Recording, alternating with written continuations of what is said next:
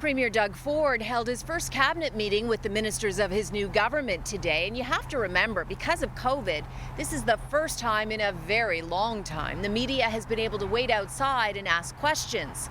Questions the ministers didn't seem that interested in answering. Hey, Minister, stop and talk to us for a sec. This is Paul Calandra. He's the government House Leader and the Minister of Long-Term Care. How long are you going to keep the mask mandate in long-term care? Paul, do you have a date for us? The House coming back? Any of that yet? Or will we get that after? That sums up the dance with the media today. To be fair, some said hello, like the Premier's nephew, Michael Ford. Hey folks, how are you? Others may not have the answers yet as they get up to speed on massive files, like the new Health Minister, Sylvia Jones. What's your first priority as Health Minister? Are you going to extend the rapid test program? That free rapid test program available to all is due to expire in a month, while wastewater data shows COVID cases are on the rise, with a new variant taking over. Another key question is whether the government will expand eligibility for fourth COVID shots. The Education Minister didn't want to talk about education contracts. When are you going to start teacher negotiations?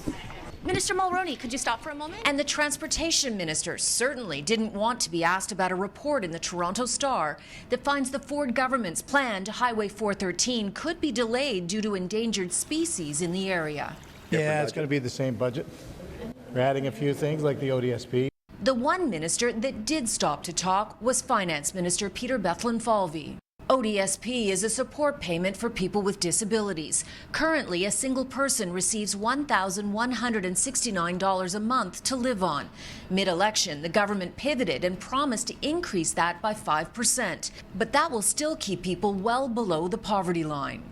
Will you look at the rate of inflation? Because 5% is just $56 a month. It's not helping people who are starving. We've got a lot of things in our toolbox. We've done a lot of things, and the ODSP is a component of that, and we'll continue to look at all the options. Is there a hard cap, though, on 5% for ODSP? I'm going to go talk to my new colleagues. Thank you. We got a brief glimpse of the Premier before this photo op. Meet your new provincial cabinet.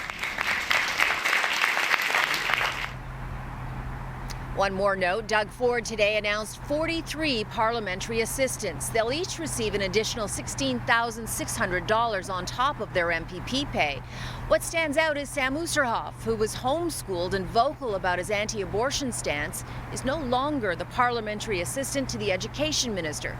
He's been moved to the Ministry of Red Tape Reduction. So there are 83 PC MPPs with 43 parliamentary assistants and 30 cabinet ministers who make almost $166,000 a year. Only 10 are making the base salary of $116,000.